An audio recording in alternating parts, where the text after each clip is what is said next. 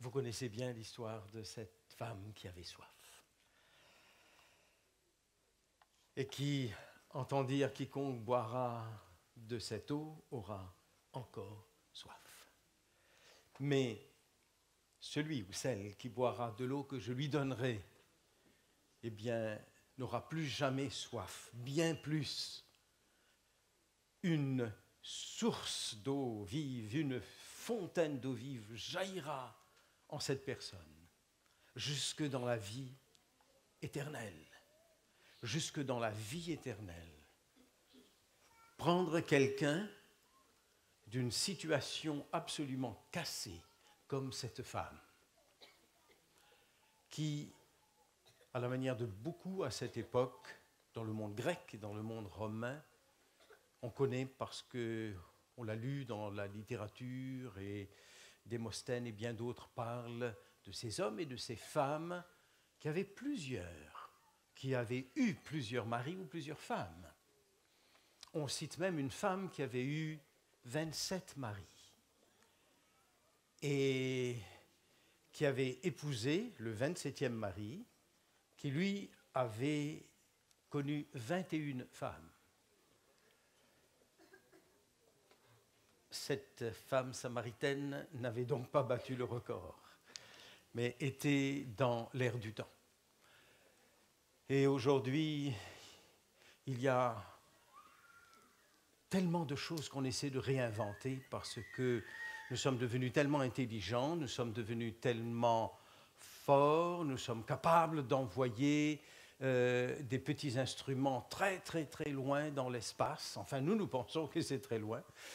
Et avec précision, s'il vous plaît, nous sommes capables aujourd'hui d'être en communication quasi instantanée jusque de l'autre côté de la Terre. Nous avons l'impression que la prophétie de l'autre s'est bien réalisée. Nous sommes devenus des dieux, comme des dieux.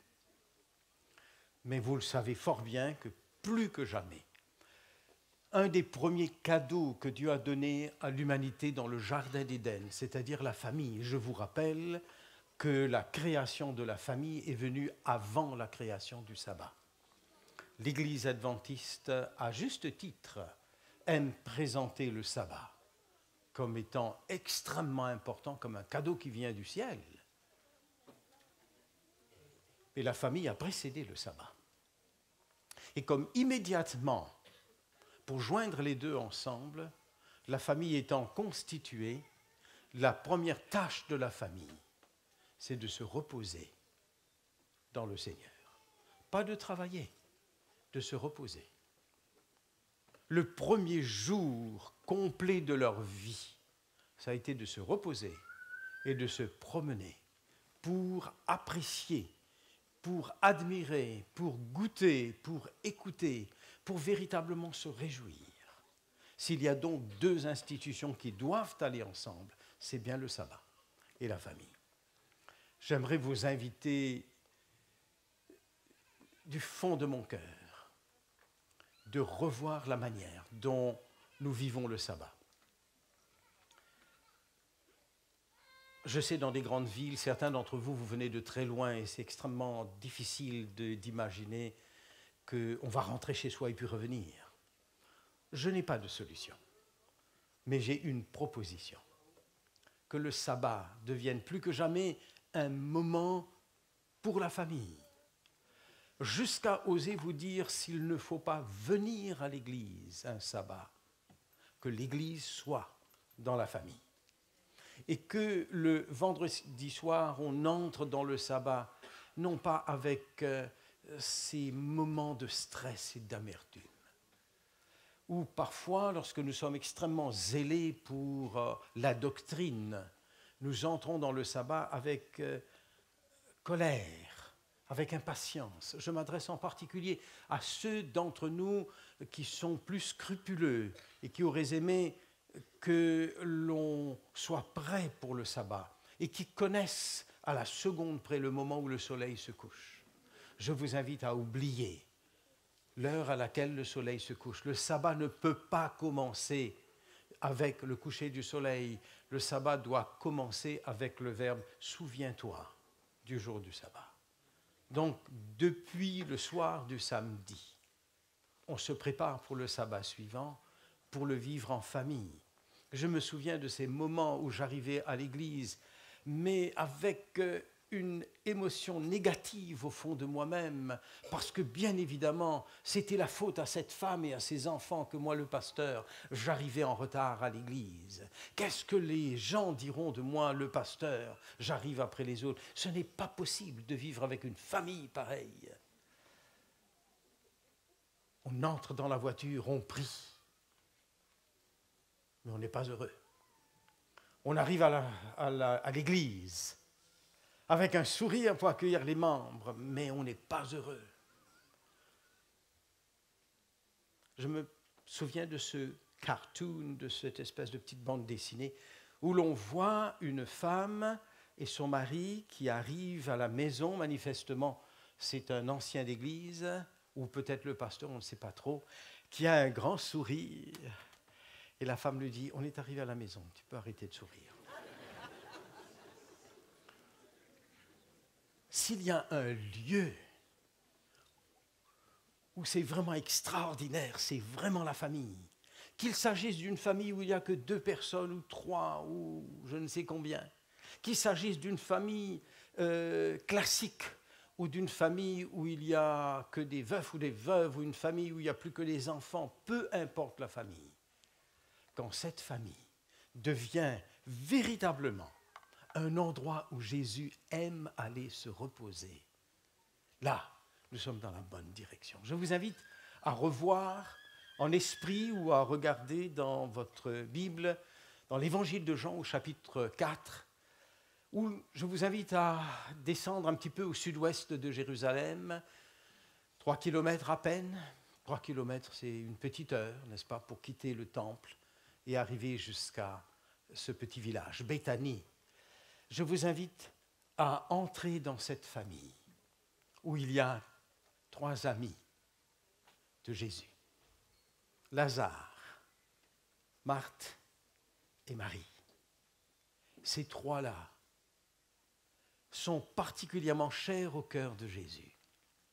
Quand vous regardez par exemple dans le chapitre 6 et le chapitre 7 de l'évangile de Jean, vous voyez comment est-ce que la vie de Jésus a été une vie pénible, une vie où il fallait sans cesse être prudent parce qu'il y avait des traîtres, même parmi les siens, il y avait des espions, il y avait des ennemis ouverts et puis il y avait des amis sur lesquels on n'était pas très sûr si on pouvait compter. Tout le temps sur ses gardes. Mais dans cette famille-là, Jésus aimait y aller pour se reposer. Dans ce genre de famille, il n'y a pas de double parole. Il n'y a pas, comme disent les Anglais, de double entendre. Ce que vous voyez, c'est ce qu'il y a dans les cœurs. Ce que l'on vous donne à manger, il n'y a rien de caché derrière. Quand on vous souhaite la bienvenue, c'est vraiment de tout cœur. Allez, viens chez moi. Il n'y a pas grand-chose, mais on mangera ce qu'il y a, parce que tu es toujours le bienvenu chez nous. Il est bon de savoir que Ellen White écrit et Jésus ne se soucie pas tellement de ce qui est important pour nous. Il y a une parole où Ellen White dit « Le Seigneur notre Père, il regarde avec la même tendresse le père et la mère qui réunit les enfants devant un maigre repas frugal. Le pauvre dans sa chaumière. Dieu regarde avec tendresse cela. Et Dieu regarde avec la même tendresse le riche autour de sa table où c'est rempli de victuailles. Le Seigneur regarde avec la même tendresse. Nous aimerions mettre là-dedans des conceptions d'économie sociale, de justice sociale, en disant, Seigneur, mais quand même que le riche donne un peu aux pauvres. Ce n'est pas ça la vie de la famille. La vie de la famille, nous l'avons vu durant cette semaine, ne dépend pas des circonstances, ne dépend pas de la qualité de la famille. Certains pensent que Marie, Marthe et Lazare n'étaient pas mariés. Parce qu'on ne parle jamais de leurs enfants. Ni là, ni dans la tradition chrétienne. On dirait que c'était une famille quand même assez aisée, qui pouvait recevoir facilement. Et certains laissent entendre que si on parle de Marie de Magdala, et Magdala, bonjour Magdala, j'étais heureux de te revoir, pas cette Magdala, l'autre, qui, si elle était partie et qu'on la connaît comme Marie de Magdala, c'est-à-dire au nord-est de Jérusalem, c'est probablement parce que c'est elle-même la femme pécheresse, c'est elle-même qui aurait été délivrée 7 fois de 7 démons par le Seigneur Jésus. C'est elle qui aurait peut-être eu ce démon de la sensualité, ce démon d'avoir besoin d'être consolée dans les bras d'un homme. Ce serait peut-être celle-là même qui aimait le Seigneur Jésus de tout son cœur, de toutes les fibres de tendresse qu'une femme peut avoir pour un homme merveilleux comme le Seigneur Jésus, mais qui sans cesse s'éloignait de Jésus. C'est peut-être celle-là même. En tout cas, Ellen White laisse entendre, quand bien même certains théologiens nous en veulent, nous les pasteurs, quand on essaie de faire de la même personne ces différentes personnes qui auraient lavé les pieds de Jésus, versé du parfum sur ses pieds ou sur sa tête, retrouvé comme l'adultère que l'on vient dénoncer. J'aime à croire que c'est la même personne. Une famille avec une personne cassée, comme Marie. Une famille avec une sœur qui aime énormément le Seigneur et qui est douée pour apprendre. Elle s'adresse, elle parle de Jésus comme son maître et son enseignant. Le mot dit l'enseignant. Et lorsqu'il y a ce moment terrible d'un frère qui est mort, elle a les mots, elle connaît les vérités fondamentales. Elle dit, je sais que mon frère ressuscitera au dernier jour. Elle a l'exactitude de la doctrine. C'est une femme merveilleuse. C'est une femme qui aime prendre soin de ses invités et qui veut faire du bien au Seigneur Jésus. Et puis il y a Lazare. On ne connaît pas grand-chose de Lazare. Mais Lazare semble être vraiment un ami de Jésus. Quel bonheur de s'imaginer que notre foyer, qu'il s'agisse d'un foyer de personnes, un foyer recomposé. On a été divorcé, puis on s'est remarié, l'autre s'est remarié aussi, et puis il y a des enfants, et puis il y a ces difficultés, ces tensions. Dans un remariage, souvent, avant de devenir mari ou avant de redevenir femme, on est déjà parent, et puis les enfants ont de la peine à accepter cette nouvelle maman ou ce nouveau papa. Ou dans d'autres foyers, il n'y a plus le papa le plus souvent, on ne sait pas trop bien où il est. Il y a des raisons d'amertume, il y a des raisons pour être en colère. On se dit, dans cette maison-là, personne ne m'aime. Dans cette maison-là, personne ne me traite comme je le mérite. Dans cette maison-là, on ne m'entend pas. Dans cette maison-là, j'essaie de faire toutes sortes de choses. Personne ne remarque. Dans cette famille, l'un ou l'autre, ou tous, vous avez connu ou vous connaissez peut-être encore cette situation, la famille solitaire. Beaucoup de personnes, du bruit, la télévision qui reste ouverte, l'autre qui est perdu dans une espèce de machine à pianoter. Chacun dans son monde. Les années passent. On vient à l'église et nous avons ces magnifiques hommes avec cette capacité de chanter, de se mettre en accord. Là, on est bien, on est heureux, on ne se sent pas menacé. Mais on ne fait pas attention qu'au fond de nous-mêmes, il y a peut-être encore un courant d'amertume. Parce que lorsqu'on entre dans une famille, c'est pour être dans le seul endroit au monde aujourd'hui où on s'attend consciemment ou inconsciemment à être bien reçu, à être protégé, à être aimé, à être compris. C'est un endroit où notre cerveau, tout petit même quand on est comme Manoah ou comme Daniel, il y a cette attente.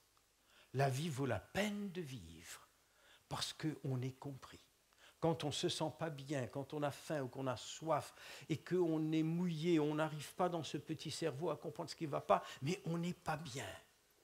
Et dès qu'on manifeste qu'on n'est pas bien, il y a un être magnifique. Dans ce petit cerveau, on ne peut pas reconnaître encore que l'être magnifique veut absolument dormir, mais ça ne fait rien.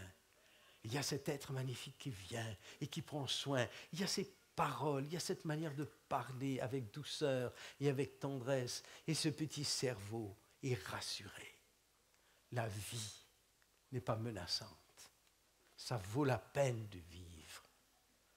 La vie est belle. Mais par contre, combien d'entre nous n'avons pas eu cela? Nous avons eu des parents qui avaient leurs propres problèmes. Tantôt nous étions les bien-aimés, tantôt nous repoussaient.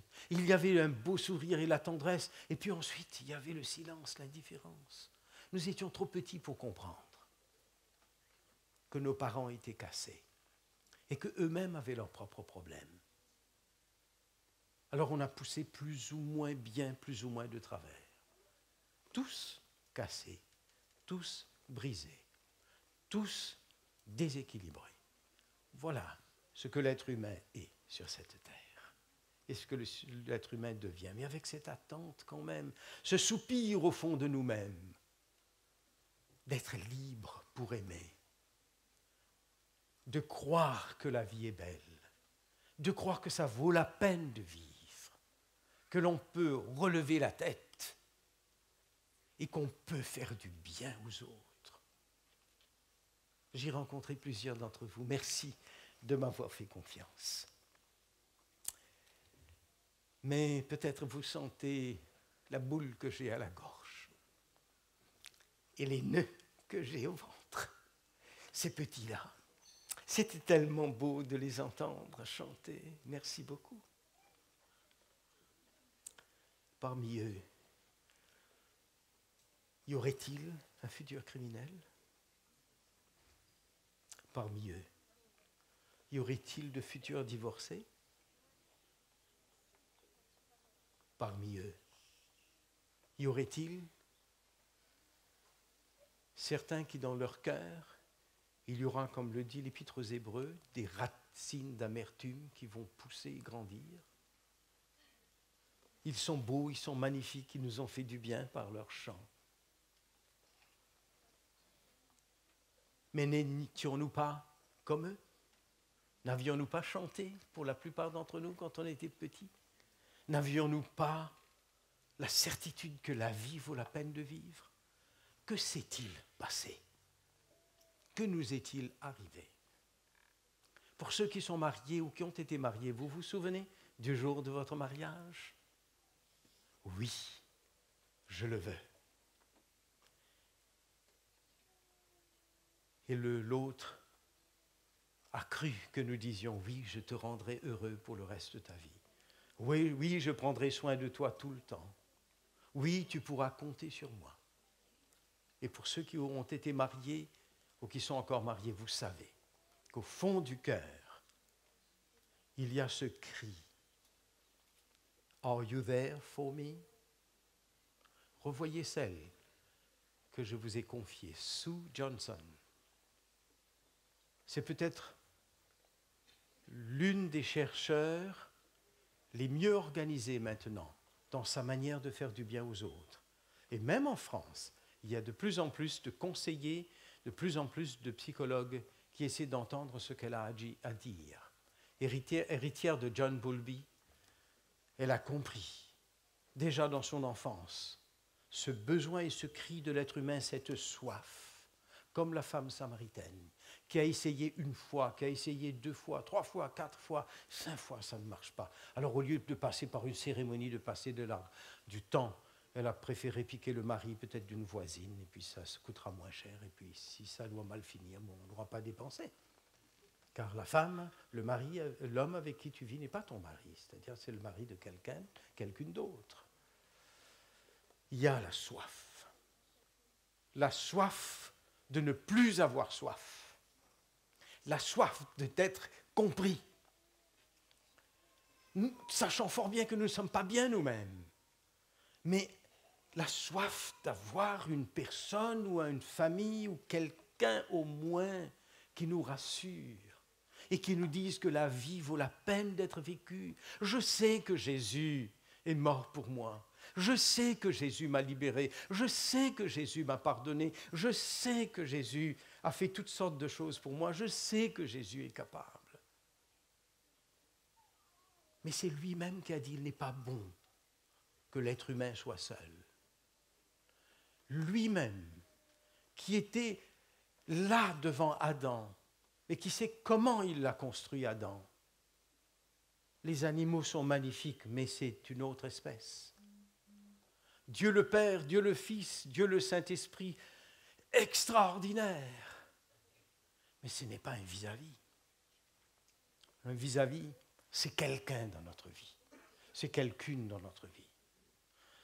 Ça peut être un enfant, ça peut être un parent, ça peut être une grand-mère, mais quelqu'un, au moins, auprès de qui, même si l'autre est loin, on se sent bien. Les hommes peuvent s'élancer chaque matin, comme les femmes, et quitter le port, et s'en aller affronter la grande mer avec ses houles, sachant que derrière il y a un port, on peut revenir. Là, on est bien. Et si là-bas, on est en train de lutter dans une tempête, on est bien dans la lutte, parce qu'il y a le port là-bas. Il y a quelqu'un pour qui j'existe. Il y a au moins une personne sur cette terre sur qui je peux compter.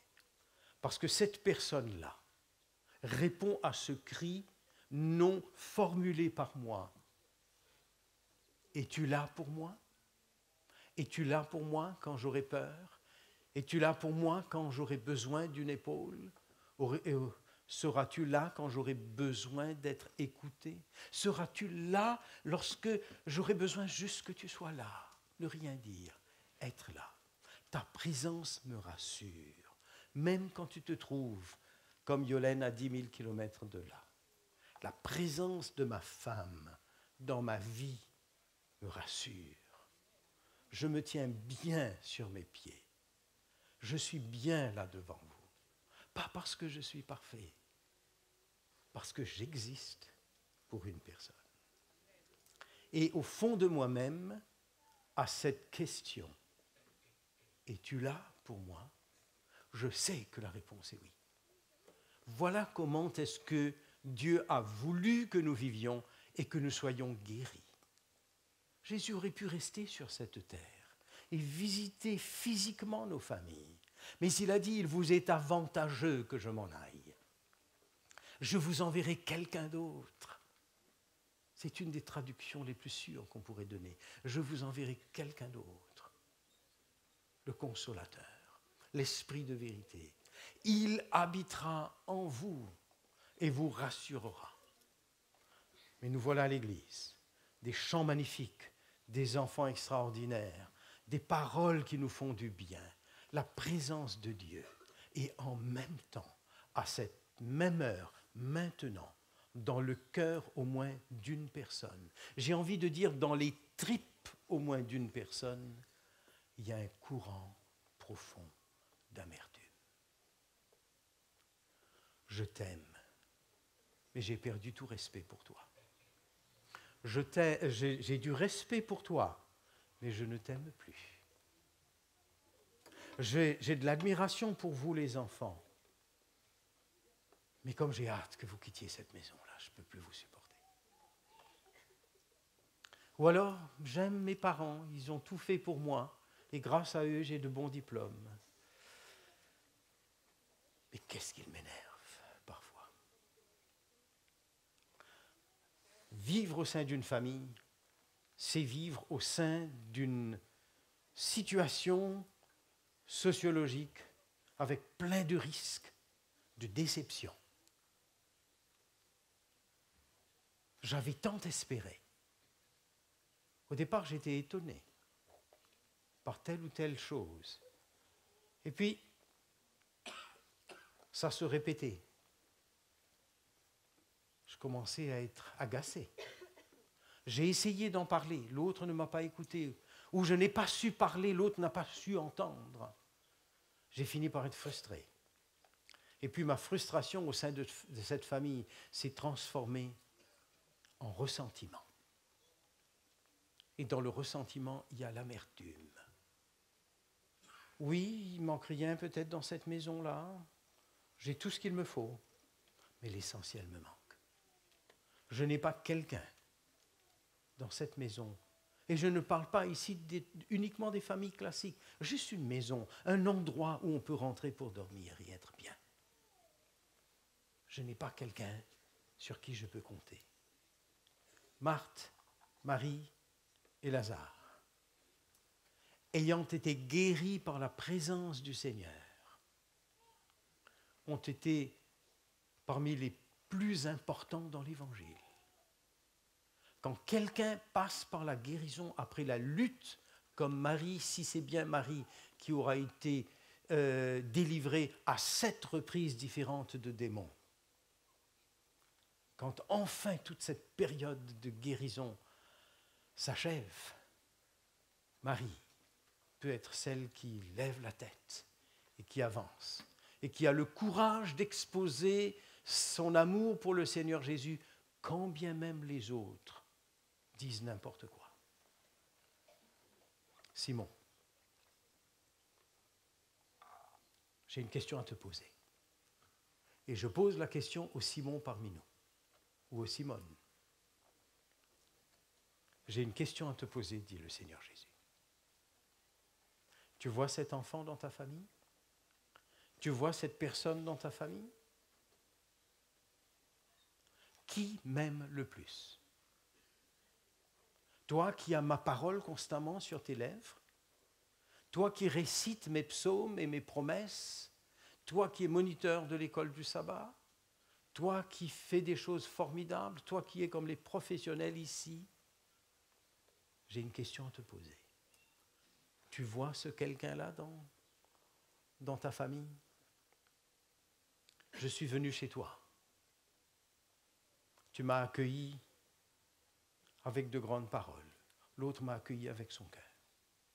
Une personne qui est guérie, c'est une personne qui a souffert.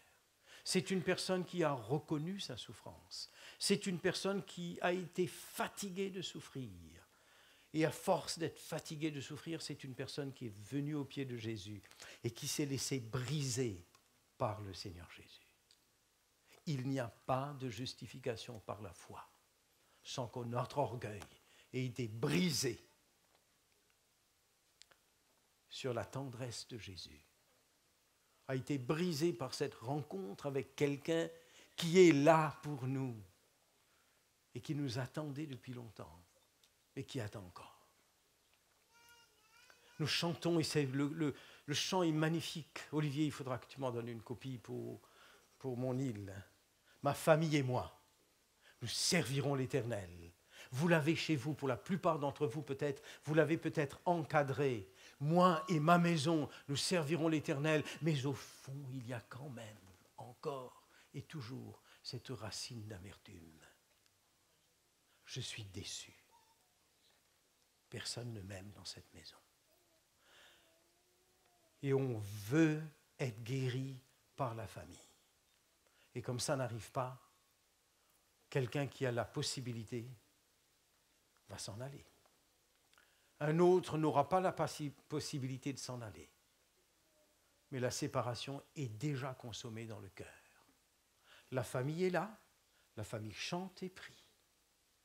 Mais il y a des racines d'amertume qui les séparent, qui ne se disent pas. Je vous invite à entrer en vous-même. J'invite les fils prodigues à retourner à la maison. J'invite les fils aînés à tomber de leur certitude qu'ils servent l'Éternel. J'invite la famille à ne pas chanter « Moi et ma famille, nous servirons l'Éternel ». Mais moi, je choisis ce matin d'être guéri. Mais je ne pourrai pas être guéri si je n'entre pas en moi-même et si je n'identifie pas ces courants de désillusion, de désenchantement, d'amertume. Et si je ne remets pas ça au Seigneur, Je vous l'avais dit, il faut mettre des mots, M-O-T-S, sur nos mots, M-A-U-X. Prenez des décisions ce matin. Allez vers le Seigneur. Allez vers le Seigneur avec le réel de votre cœur, de vos émotions. Il est le seul qui comprend. Y a-t-il quelqu'un ici qui n'en peut plus d'avoir été trahi? Jésus a été trahi par l'un des plus éminents disciples, qui l'a trahi avec un baiser. Je connais quelqu'un qui, juste après un moment intime avec son conjoint, tout d'un coup réalise que l'autre venait de la tromper cette semaine même. Je connais bien des couples où lorsque l'épouse est en train d'accoucher à l'hôpital ou à la clinique, lui, il est avec quelqu'un d'autre. Ils sont je pense qu'ils sont plus de 1000 personnes mariées que j'ai rencontrées et qui ont connu des choses terribles. L'Éternel a été trahi par un baiser. Il vous comprend. La guérison, il vous la donne. Recevez la guérison. Dieu n'est pas un magicien, mais dans ce domaine-là, il est créateur et instantanément, il ramène la paix dans le cœur et la guérison de l'amertume commence. La capacité de pardonner immédiatement est donnée. La capacité de recevoir le pardon immédiatement est donnée. La capacité de se mettre debout et d'aller vers l'autre et de dire « je me suis traité comme un imbécile, pardonne-moi ». Quand bien même notre intelligence nous dit dans cette affaire-là, moi j'ai juste 2% de responsabilité, mais l'autre en a 98%. Mais avoir véritablement accepté Jésus dans nos cœurs, c'est immédiatement recevoir la guérison du Seigneur et aller vers l'autre pour libérer l'autre. Avez-vous besoin de pardonner à quelqu'un? Là, maintenant dans votre cœur, prenez la décision. Seigneur, je n'ai pas envie de pardonner, mais en ton nom, je choisis de pardonner. Et vous vous rappelez la grâce. Ce n'est pas traiter l'autre selon les mérites de l'autre, c'est traiter l'autre selon le besoin de l'autre. Que la famille, que le membre de la famille se lève en disant « ma famille et moi, nous servirons l'Éternel », ça veut dire avaler son orgueil. Ça veut dire laisser tomber cette amertume de personne ne m'aime, je ne suis pas traité comme je le mérite. Je me suis donné à fond et je n'ai pas de récompense. Foin de tout cela. Il y a des millions d'années de bonheur avec le Seigneur qui vous attendent. Quand nous y serons, vous regarderez en arrière, vous direz « Oh Seigneur, pardonne-moi, j'étais fatigué avec mes plaintes, mais c'était rien. C'était rien. » Par rapport à la somme extraordinaire de gloire et de bonheur. Il y a un couple qui me choit, c'est ça, chaque jour, en me donnant un panier repas le soir. Et hier soir, en laissant éclater sur ma langue ces graines de grenade gorgées de jus extraordinaire, je disais, c'est là que tu es bon. Apprécier ce que l'autre fait pour soi. Cultiver un esprit de gratitude. Quel bonheur que de se laisser choyer. Dans cette partie-là maintenant de ma présentation, je voudrais vous parler de amae. Amae est un mot japonais qui peut se traduire à peu près comme cela. Le délicieux frisson de sentir qu'on a besoin des autres. Vous avez le délicieux frisson de sentir que vous avez besoin des autres. Nous vivons dans un monde où pour être une femme, pour être un homme, pour être un adulte, je n'ai besoin de personne. La France n'a aucune leçon à recevoir de qui que ce soit. ou si vous êtes un candidat à la présidence, je n'ai de leçons à recevoir de personne. Voilà l'Occident, l'individualisme, la certitude qu'il faut se mordre les lèvres, mais prétendre qu'il n'y a pas d'émotion ici. Nous sommes maîtres. Je ne souffre pas, je suis un vainqueur. Foin de tout cela. Ce n'est que le vain verbiage de ce monde. Petits enfants, n'aimez pas le monde, ni ce qui est dans le monde. Dans le monde, il y a la gloire de l'apparence, de la performance et de l'avoir. Chez mon Père, il y a la gloire de l'humilité, du pardon, de la joie de donner, de donner, de donner encore. La joie de se faire tout petit pour que les autres grandissent, mais aussi la mahé. La loi du royaume, c'est l'amour. La loi du royaume, c'est personne ne vit pour lui-même. Chacun vit les uns pour les autres. Voilà l'écologie du ciel. Nous avons été créés comme êtres de besoin et c'est naturel que l'on ait besoin. Désormais, en Jésus-Christ, nous n'avons plus honte de dire « Es-tu là pour moi? J'ai besoin de toi. » Aux hommes des Antilles, reconnus dans le monde adventiste pour être fiers, ne jamais demander pardon. Un homme ne demande pas pardon. Encore moins demander pardon aux enfants.